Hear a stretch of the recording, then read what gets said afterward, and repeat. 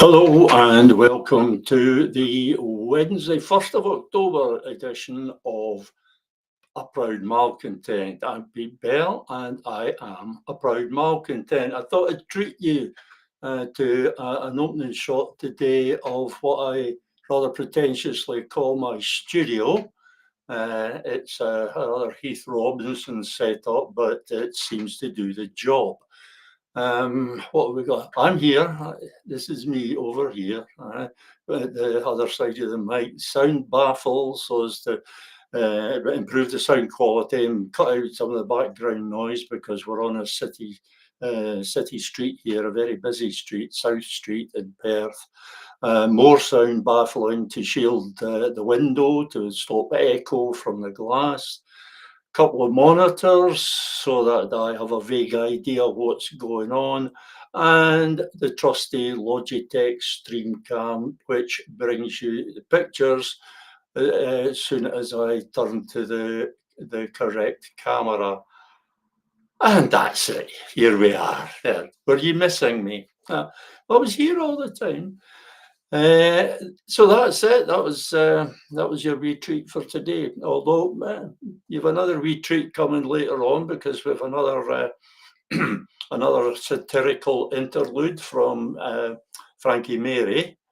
I was trying to think of a name for this slot. I was going to call it the Frankie Mary's satirical song spot, but I maybe need to think a bit longer on that. Maybe you've got some ideas what you could call it. Keep it polite. She's a nice lady. That'll be closing the show, and it'll be a treat for me too because I haven't actually heard it because I got the email from from Frankie Mary with the song, and they marked it for attention and then promptly forgot all about it. So I haven't even listened to the song yet. But that's for later. That's for later, excuse me. What am I supposed to be talking about today? Well, we have, it says here on the blurb, the promo for the programme, that prompted by something seen on the letters page of the National's website today, I'm supposed to be talking to you about psychology, the colonised mind, and the various fantasies and delusions which have taken hold of the independence movement. Right, that sounds interesting. So what about this this letter that I was talking about in the community page on the National, the letters page, sometimes has the most interesting stuff in the paper. There's sometimes some very good stuff in there, and not necessarily stuff that you agree with, but, because sometimes it's good to get stuff that you disagree with. It gets your mind thinking. When you have to attack an argument, a point of view, you have to query it, critique it. It gets you thinking about your own point of view as well. So the particular letter in question is titled "Backing of Amendment at SNP Conference Could Set the Heather on Fire." Well, I think you can probably guess the tone of the letter from that headline. It's very much in favour of the amendment to the leadership resolution, which is, it wouldn't be hard to come up with an amendment that improves on the leadership resolution. That's a resolution submitted under the names of John Swinney and Keith Brown. It wouldn't be hard to come up with something better than that because it is shite. It is absolute shite. It is simply a strategy, and that's it going in air quotes, a strategy to ask pretty please for another Section 30 order so that we can have another sham referendum that will not lead to independence being restored. So you'd think any amendment is an improvement on that. Unfortunately, not. The amendment fiddles a bit with the. It's wrong to say that it's not an improvement. As I say, anything would be an improvement. But to think the amendment totally changes the whole landscape there with the SNP's approach to the constitutional issue, it would be a very, very bad mistake. And the reason for that is that the amendment derives from the same mindset as the original resolution.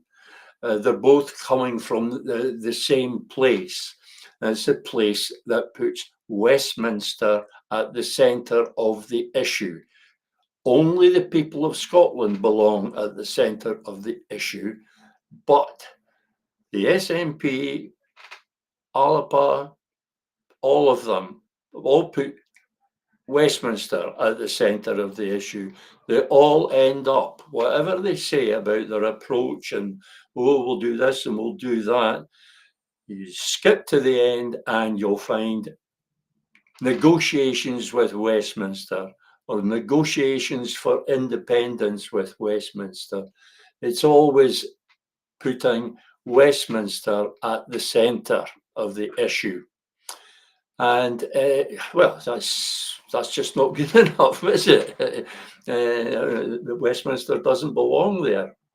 And it's a psychological thing, as we'll get to in a moment.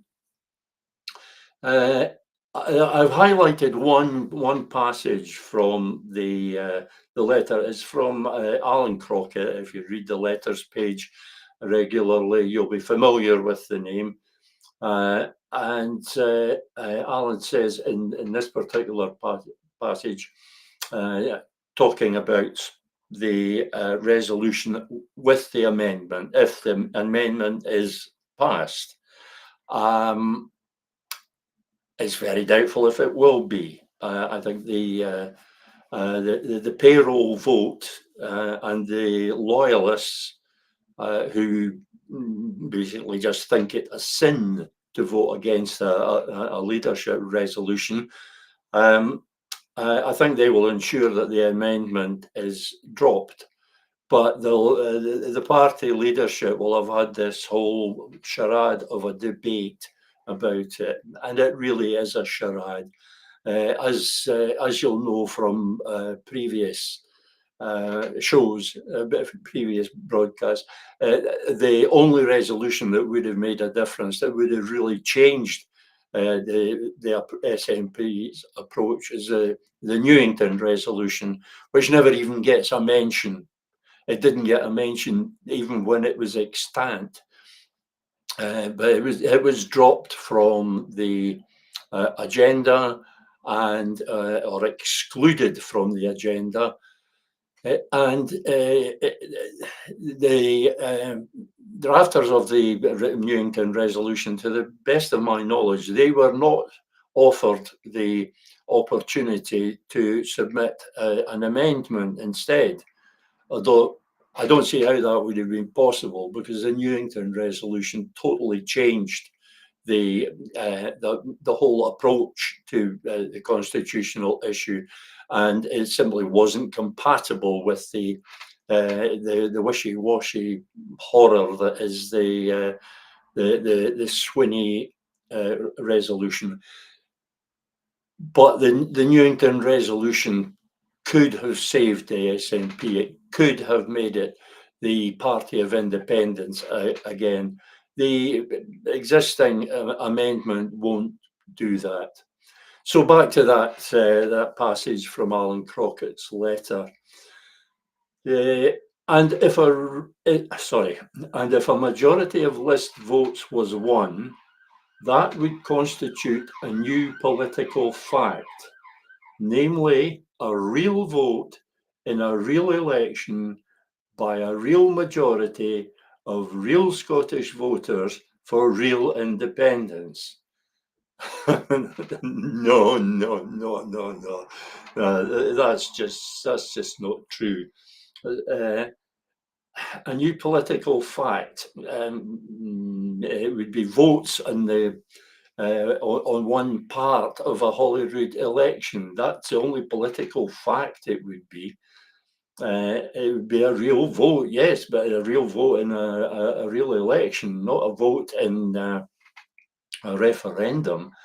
And yeah, okay, fine, if they get a majority of real Scottish voters. I don't know what a fake Scottish voter would look like. But it's not a vote for real independence. The party isn't, the SNP isn't proposing real independence. They're not standing as an independence party. They're standing as a Section 30 referendum party, which is an entirely different thing. So it's not all that Mr. Crockett says it is. It just isn't. It cannot be conclusive. It cannot be decisive, because it's an election and not a referendum. Okay, using a list helps to make it give it a little binary element. But the votes are all for different parties. They all have different stances on the constitutional issue. They all have different things to say about it. And they all, or most of them anyway, some of them I don't know what the hell they're proposing, but they all end up proposing negotiations with Westminster. And as we'll discuss in a moment, that's not the way it'll do. So there are just so many arguments that the opposition could come up with, saying that this is not conclusive. It's not a clear-cut decision. It's not a clear-cut choice. And if it's questionable, it can't be conclusive. These two things are mutually exclusive. If it's questionable, it cannot be conclusive, and it needs to be conclusive. Think about after independence is restored. There are still going to be people in this country who are opposed to it. And if we leave them with any argument at all that the process has somehow excluded them or been unfair to them or simply not been impeccably democratic, then that is a recipe for trouble. It's a recipe for ongoing conflict. The only thing that will ensure that we avoid this conflict is if we make it a conclusive vote, a conclusive exercise of our right of self-determination in a proper constitutional referendum. And nobody's proposing that, nobody bar myself. But let's go back to Mr. Crockett's, Alan Crockett's letter and the rest of this passage. By then refusing to discuss independence, oh dear, discuss independence, London would place itself in an absurd position. Well, when did the British government ever shy away from putting itself in an absurd position? It puts itself in absurd positions day in and day out. It's in an absurd position with Palestine. It's the whole Brexit thing was absurd. The arguments about immigration are absurd, because it was Brexit that brought this about, these small boats. It was Brexit that caused that. So the London government has no qualms at all about appearing absurd. It appears absurd pretty much all the time. So that's not going to make a difference. That's not going to change its mind about independence, about Scotland leaving the Union. Simply looking absurd won't do that.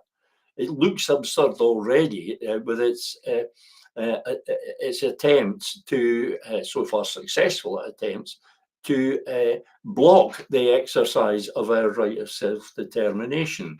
So looking absurd isn't going to change anything. And if somehow the niceties of the legal framework prevent a Scottish exit on the Holyrood initiative, the pump would be primed for turning the next Westminster general election into a plebiscite with teeth, which could not be set aside. Well, that is pretty much the same argument as we just had, because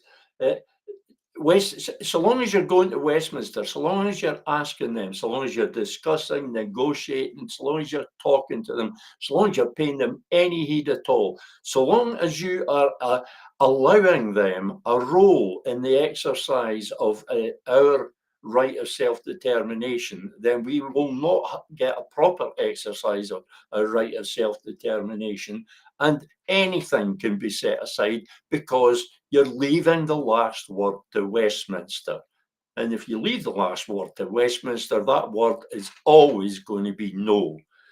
So a plebiscite with teeth, no, it's an election. It's a Westminster election. And as is already discussed, no plebiscite election can possibly be conclusive. It cannot possibly be as conclusive as it needs to be, as a constitutional referendum needs to be. It needs to be clear cut, no arguments.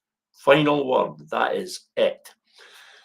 So a plebiscite election isn't going to do that. A de facto election isn't going to do that. We turn now to the reason I haven't responded directly to Alan Crockett's letter is that somebody has done it much better than I could, or at least as well. I shouldn't sell myself short yet. It's my old friend that I've never met, James Murphy, who, again, readers of the National's letter page will be familiar with James Murphy's responses and posts and comments. They're very astute and very well expressed. So I didn't attempt to better that, but I had to discuss it today because what James says is just absolutely spot on. So I'm going to read you the whole of his first response to Alan Crockett, and then we'll see where we go from there, because there are two responses and they really go together. The first response, and if you'll excuse me, I'll take a small sip of water first. Oh, dead air. That's not supposed to be allowed. Right, James Murphy's response to Alan Crockett. Both Swinney's motion and the Rebels' amendment reveal the same underlying problem. It isn't strategy, it's psychology. It's a mindset formed by centuries of living within another state's frame. You can see it in every word they use. Ask, negotiate, seek permission, gain recognition. These are not the words of a sovereign people. They are the language of subordination, internalized so deeply that even those who talk of independence still think like dependents.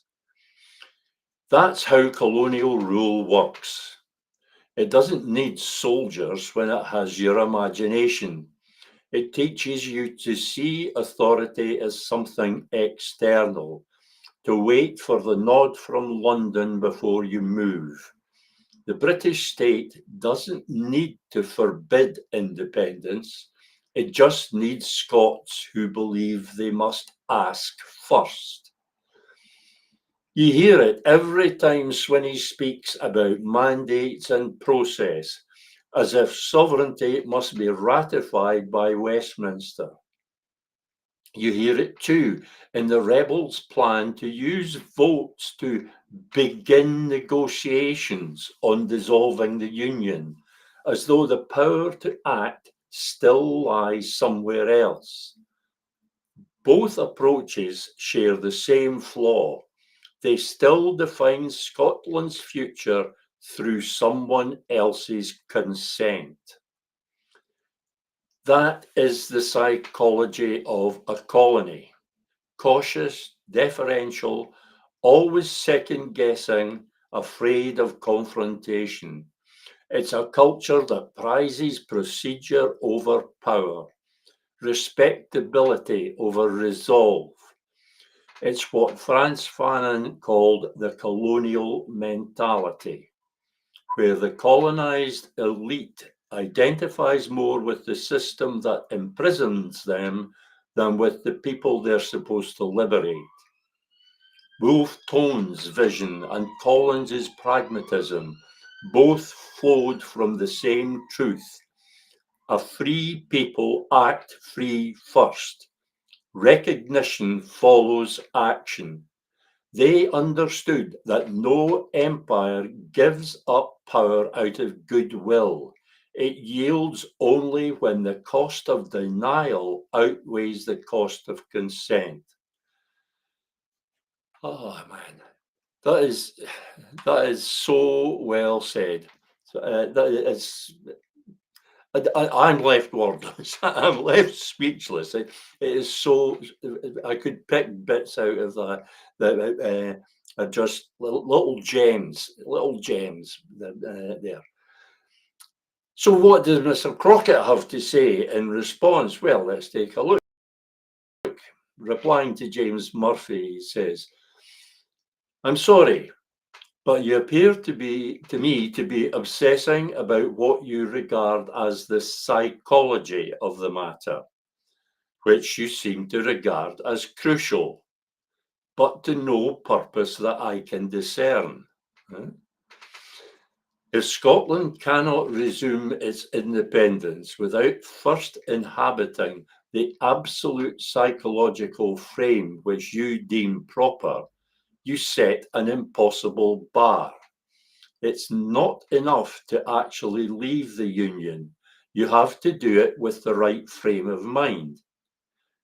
Good luck, but I've gone far enough and will leave the last word to yourself if you wish." Well, what he means there is that he just doesn't have much more of an argument. He has nothing else to say, and he hasn't said very much. Well, what does he say here?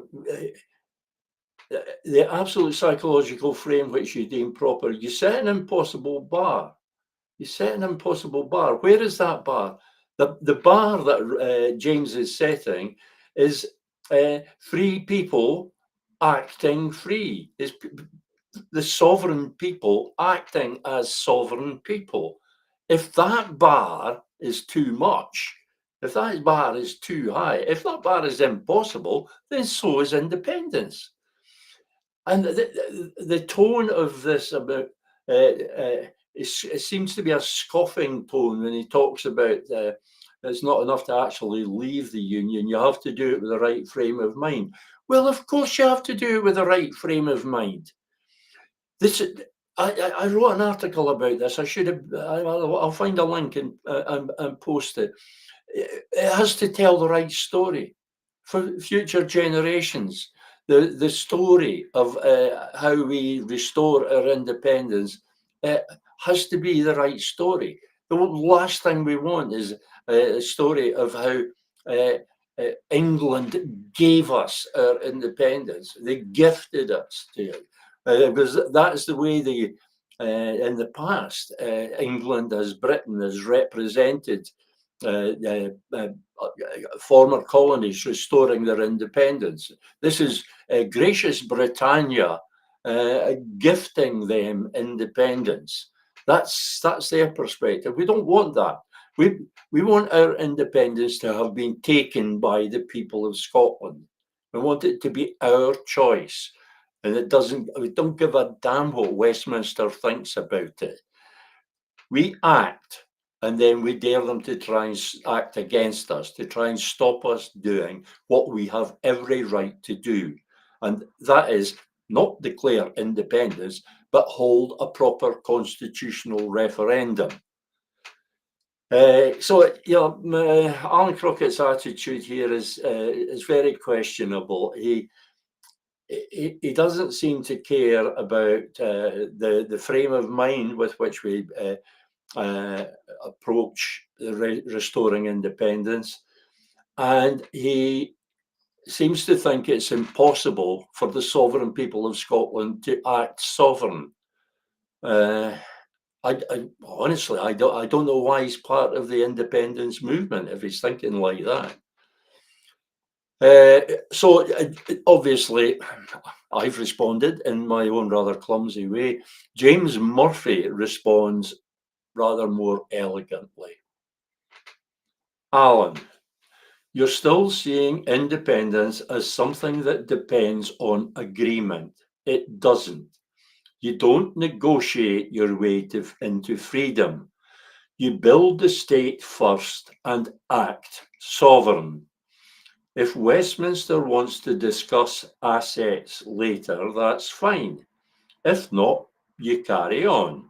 That's how every modern case worked. The Baltic states didn't wait for Moscow's consent. They rebuilt their parliaments, tax systems, and laws, while the USSR still claimed control over them. Kosovo declared independence while Serbia said no and refused to recognize the division. The ICJ, the International Court of Justice, later confirmed that Kosovo's declaration did not break any international law. Recognition followed because they acted like a state first. And you will recall, I think, perhaps from a previous broadcast, that Kosovo is now recognized by over 100 nations. There will be people out there who will tell you that Kosovo is struggling along without recognition.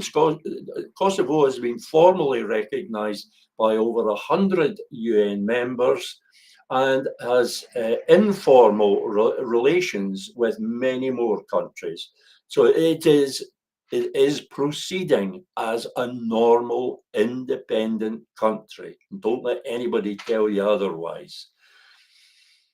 The problem here isn't law, it's psychology. Centuries inside another state's frame have trained Scots to see authority as something that comes from London. That's why, even now, leaders speak of negotiating and seeking agreement as if independence needs permission. It's the colonial mindset Fanon warned about, deferential, cautious, waiting for the nod. Absolute sovereignty begins in the mind. A free people act first. You build the state, take control, and only then, if the other side wants to talk about assets, you decide whether to meet them. You don't delay liberation for balance sheets. That is my point. I can't get any clearer than that. It's perfectly clear, James, and perfectly correct. This mindset is actually, like I've termed it, the colonial mindset.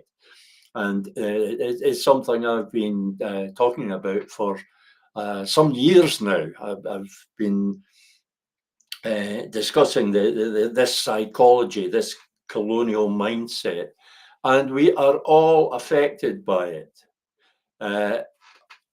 Even I'm affected by it. We cannot be other than affected by it because it's generational. This has been more than 3 centuries. We have been immersed in what James calls as other states frame, where everything is defined with reference to England as Britain.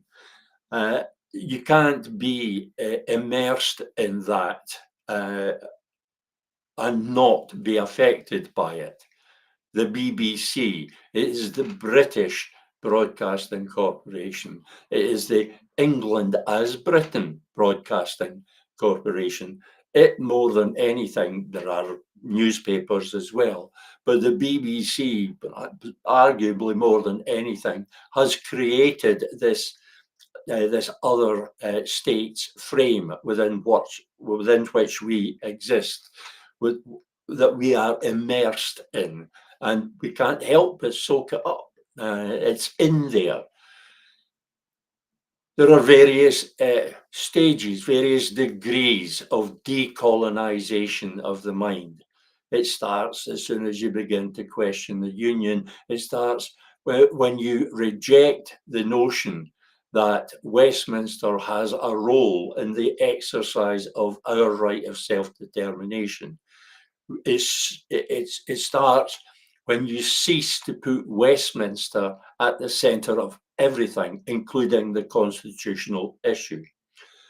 Westminster has no legitimate role in the exercise of our right of self-determination. Furthermore, the UN, international law, says that the British state has no right to interfere. It is actually prohibited from interfering in the exercise of our right of self-determination. So why the hell are our supposed political leaders and the supposed leaders of the independence movement, why are they giving Westminster a role, and a decisive role, to which they are not entitled? They simply aren't entitled to it. The self and self-determination refers to us. It refers to the people of Scotland. The franchise in any referendum will be defined by our parliament. But the self and self-determination refers to us. No external power may interfere.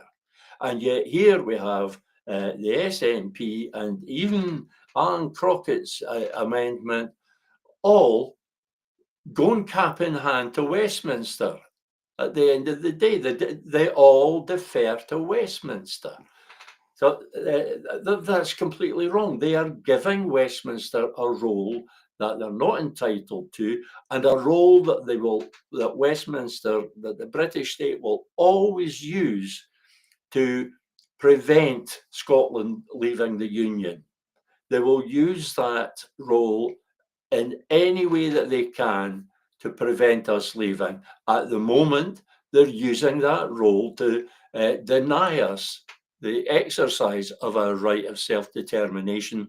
And I'm not meaning a Section 30 referendum, because that is not the full and proper exercise of our right of self-determination. It's participating in a glorified opinion poll that leaves the last word to Westminster. And what did I just say? Give Westminster the last word, and it will always be no. And what do you do after they've said no? By deferring to them, by giving them the opportunity to say no, by asking them in the first place, you have granted them the power to say no. You've granted them that authority, because asking presumes the right of refusal. Why are you asking if it can't be refused? This is a phrase that we hear time after time. Oh, we do this and we do this, and then they can't refuse. Why are you even wondering if they'll refuse? Why wonder about that in the first place? Don't ask them. They can't refuse if you don't ask them. Just do it. Act sovereign. Sovereignty is not just what we are. Sovereign, I should say, is not just what we are. It's how we act. It's what we do. So we have to act like sovereign people. And as James says, sovereign people do not go to the colonizer and ask permission to indulge in an exercise whereby they vote on their own constitutional future. Sovereign people don't do that. If you're sovereign, you are the ultimate authority. You are where it all ends. You are whence derives all legitimate political authority. If you have answered the question, then that is the final word on the matter. If you are asked, should Scotland leave the Union? Should the Union be ended? And you say yes. If the people of Scotland say yes to that, then that's it. Scotland's independence is restored at that very moment. The moment the result is announced, our independence is restored. Nobody, not anybody in the world, has the authority to prevent it. It finishes with our say so. We have the last word. But here we have John Swinney and all his predecessors determined to give Westminster the last word, because that's what happens with a Section 30 referendum. It is consultative and non-self-executing. That means it has no legal or constitutional effect. But the SNP and others tell us, assure us, that independence will flow from a yes vote in this referendum, this consultative, non-self-executing referendum. Well, those words alone tell you that independence will not flow directly from it. That's what non-self-executing means. It means it doesn't actually do anything. Nothing ensues from it. And it's consultative, which means that it goes back to the originator to be assessed and disposed. That's what consultative means. And the originator is Westminster, because Westminster has simply allowed the Scottish Parliament the power to conduct this referendum on their behalf. When Holyrood legislates for a Section 30 referendum, they are legislating on behalf of Westminster. It's Westminster's referendum. It's not our referendum. It's Westminster's, and it's not even a proper referendum. It's a consultative exercise. It's an opinion poll. And Westminster can quite easily just say no. And it doesn't matter how big the majority is for yes, Westminster can say no. They might not say straight out no. They might say, well, that's an interesting result. Well, it's 66% in favour of independence. 66% yes, they wouldn't use the word independence. They would say 66% yes.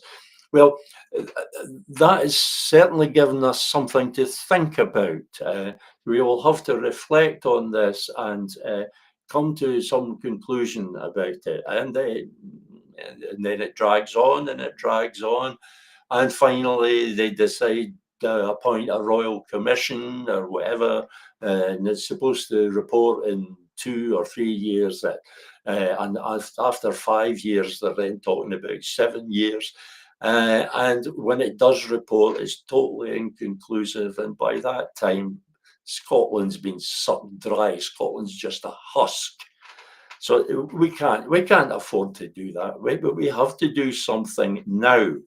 And it has to be something decisive, something conclusive. And it has to be something we do, not something we ask permission to do, not something we ask others to do for us. It has to be something that we do. And that something cannot be a declaration of independence, because to be a declaration of independence, it must come from all the people, and it must be verifiable. Therefore, it must be the product of a referendum, a proper constitutional referendum to international standards, supervised by the UN in all probability. Then the result would be conclusive. Terrifying if the result was no, but no, the result wouldn't be no. I'm quite positive of that. And even if it was, it wouldn't end the matter. There are plenty precedents of repeated referendums Plenty precedents for that.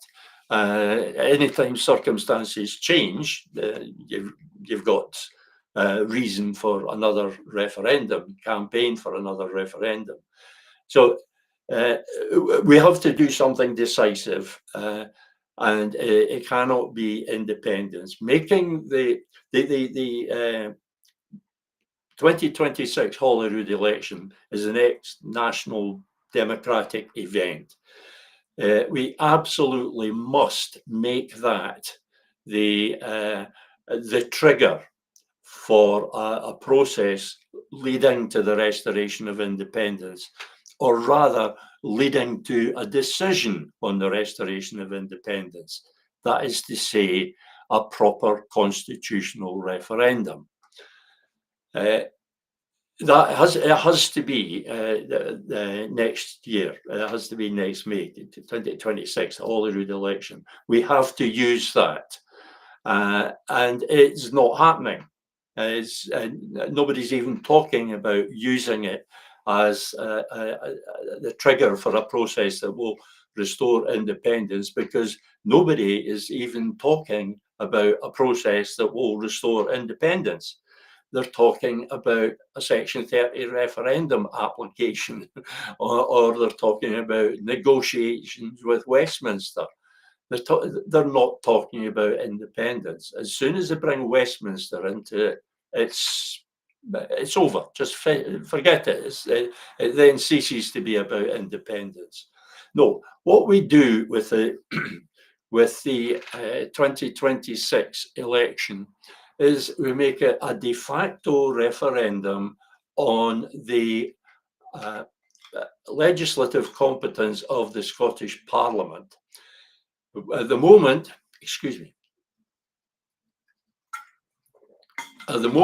we cannot have a proper constitutional referendum because the power to have a proper constitutional referendum, the legislative competence, is withheld, illegitimately withheld from the Scottish Parliament. And this is where mindset comes into it. There are various ways in which mindset comes into it, but there's a way of thinking about the Scottish Parliament. And if we think of it as our national parliament, our original ancient parliament, if we think of it as that, and we think of it as having been taken from us in 1707, and then in 1999, it was given back to us, it was restored to us, but in chains, the chains of devolution, chains which withheld powers, because that's what devolution is about. It's not about giving power, it's about the power that's withheld. It's responsibility without authority. So the devolution simply isn't enough, and it can't lead to independence. But if you think about a parliament in that way, that's the right mindset, because that institution is already there, and it is the Parliament of Scotland. It's the people who were elected to represent all the various communities of Scotland. Now, you might say, you might object to some of those communities' choices, but they're their choices. That's the Parliament. There might be a better way of electing them. There certainly shouldn't be any British parties in there.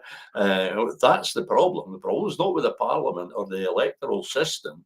The problem is that there are British parties sitting in there. And the fact that it accepts Westminster's authority. If the Parliament rejects that authority, then effectively we're independent. But we do it in a way that will satisfy the international community that we have done it democratically, unimpeachably democratically. And so we use the 2026 election as a de facto referendum to on the restoration to the Scottish Parliament of its legislative competence in constitutional matters. And we do that. We make it decisive and give the binary element to the election, which allows it to be a de facto referendum, by having all the nominally pro-independence parties transform themselves into genuine pro-independence parties by adopting exactly the same manifesto commitment on the constitutional issue. That is to say, a commitment to assert the legislative competence of the Scottish Parliament in constitutional matters. The moment that is done, that is the rejection of Westminster authority. That is effectively independence. It only then needs to be formalised. But we're doing this on the grounds of human rights.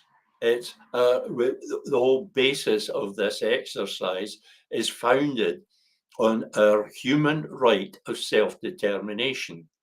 And that way, we are fighting from the high ground, and we put the British state on the low ground, and they simply will not have a case. They cannot deny our right of self-determination. They've been very, very careful up to now not to be seen to deny our right of self-determination. In fact, they have legitimized our right of self-determination. They've acknowledged it in the Edinburgh Agreement and in numerous statements. They've acknowledged that we have the right of self-determination, but they claim to themselves the authority to say not now. So effectively, it's a right that we don't have the power to exercise. And a right that you don't have the power to exercise isn't a right at all, because a right must include the power to exercise it, or it's not a right. If it can be withheld from you, then it's not a right. So that is the way to go. That's the way to go, and that is us acting sovereign by voting in a de facto referendum. And remember, this is on an internal parliamentary issue. It is not a vote on independence. So the same standard doesn't apply. It doesn't have to be quite as conclusive. It'd be nice to have it as conclusive as possible, but it doesn't have to be quite as conclusive. It's sort of at a lower level, if you like to think of it that way. There's also the fact that it's very doubtful whether there's even 50% in favour of independence at the moment.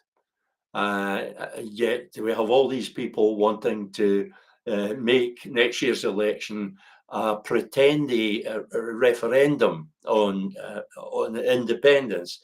When the support isn't there, not only is the support not there, there is no sign of that support being increased, because all that's being proposed going forward is more of the same from the last 10 years. And this is what the SNP is saying.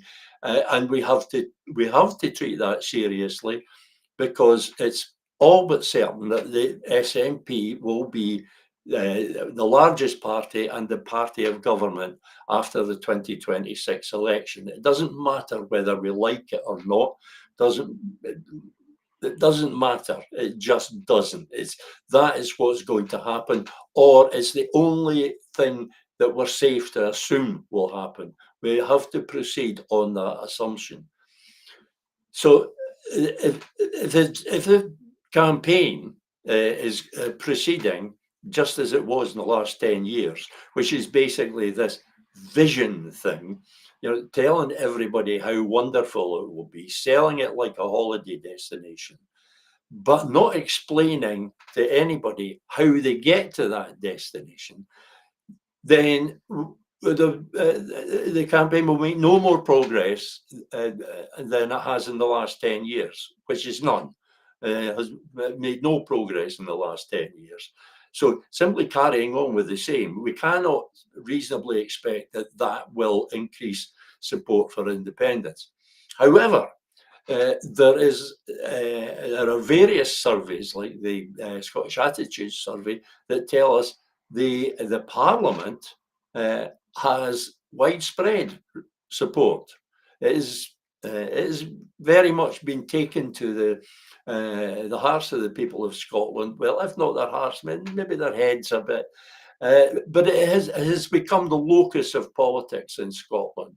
It is the Scottish Parliament.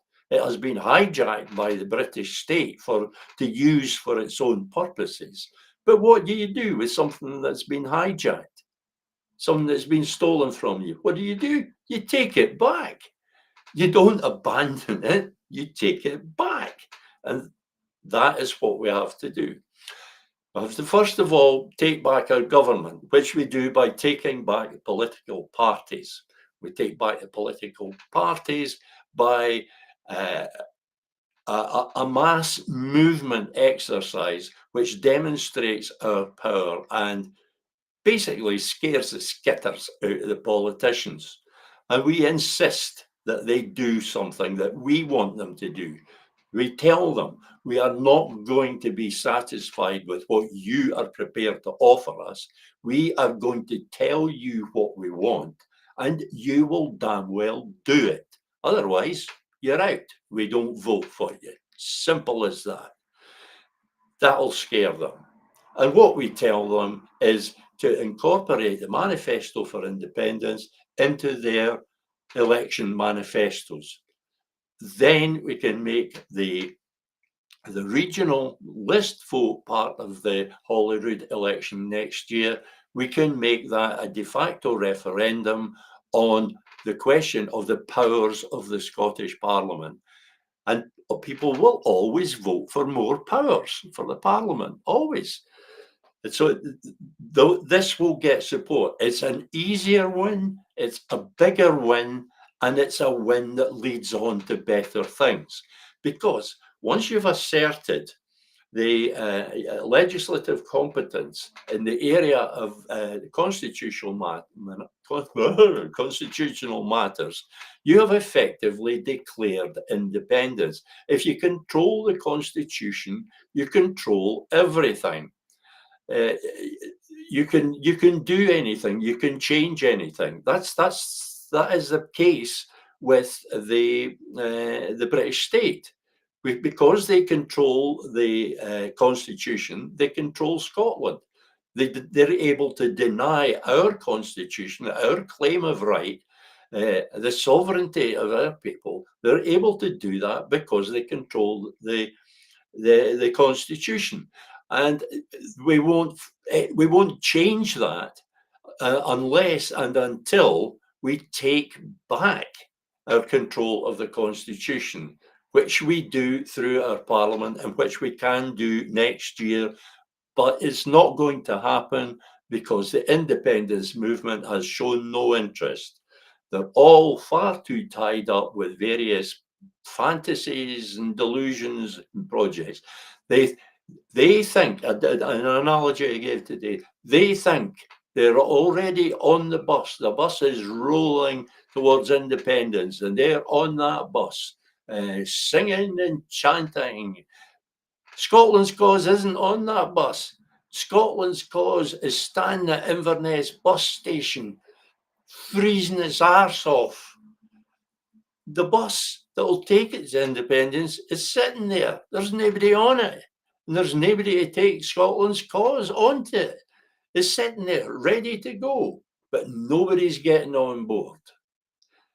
Where these people are, these other people, the people who think they're on a bus going to independence, they're not. They're in a bus that's going to crash into the wall of the British state. That's where they are. They will be stopped. They will be stopped short. And that is what I fear is going to happen.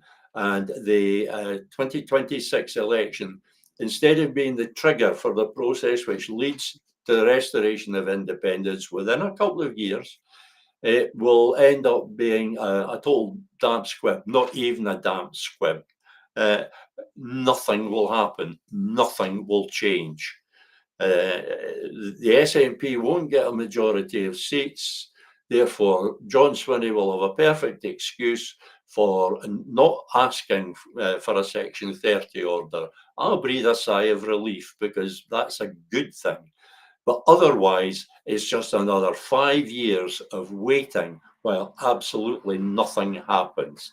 That's what the 2026 election holds in store for us if we, the people, the independence movement, if we don't get our act together. We have to give a massive show of strength. The way to do that, a simple way to do it, is to all sign a petition. 100,000 signatures on a petition demanding adoption of the Manifesto for Independence, and you'll at least get the attention of the political parties. You'll get their attention in the run-up to an election. You'll not get their attention at any other time, because once the election's over, that's it. Their bums are on that seat and nothing's shifting them. We have to seize this opportunity. I'm talking about 100,000 signatures. Maybe 50,000 would do. 10,000 would be a start. Less than 1,000 people have signed that petition. I don't understand it. I honestly don't understand it.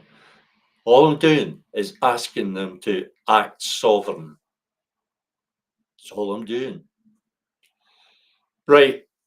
It's time to finish now. I haven't told you what's going to be on Sunday, but you'll find out soon enough because I'll be posting a promo for it. But I don't even know how long Frankie Mary's song is at the end of the show. So I'm going to leave plenty of time for it. And I'm totally hoarse, so I'm going to leave you with the lovely Frankie Mary.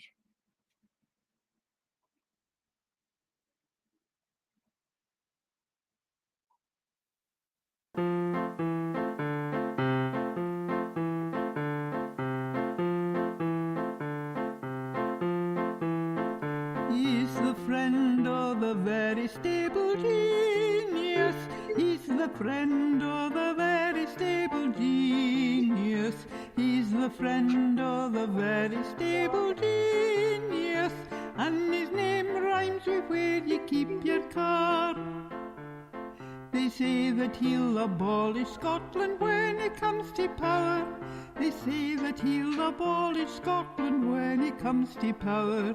They say that he'll abolish Scotland when it comes to power. And his name rhymes with where you keep your car. He's the friend of the very stable genius. He's the friend of the very stable genius. He's the friend of the very stable genius. And his name rhymes with where you keep your car. So we'd better all be ready when he comes to take us down. We'd better all be ready when he comes to take us down. We'd better all be ready when he comes to take us down. And his name rhymes with where you keep your car. He's a friend of the very stable genius. He's a friend of the very stable genius. He's a friend of the very stable genius. And his name rhymes with where you keep your car. He's a friend of the very stable genius. He's a friend of the very stable genius. He's a friend of the very stable genius. And his name rhymes with where you keep your car. His name rhymes with where you keep your car. Do-do-do-do-do-do. What does that even mean? His name rhymes with where you keep your car? I don't know. I keep my car in the drive. Maybe his name's Clive. Oh, I never thought of that. Oh, but no, it can't be because I keep my car in the street. So maybe he's called Pete. Or maybe he's called Pete Clive, because that would cover the bases, wouldn't it? Pete Clive. Aye, but what about carport? I mean, a lot of folk have got carports nowadays. Pete Clive doesn't rhyme with carport. All right enough. Ach no, but nothing rhymes with carport. You sure? You sure nothing rhymes with carport? No, nothing rhymes with carport. It'll be Pete Clive, I'm telling you, it'll be Pete Clive. Oh, that'll be right then. Pete Clive. Aye, Pete Clive.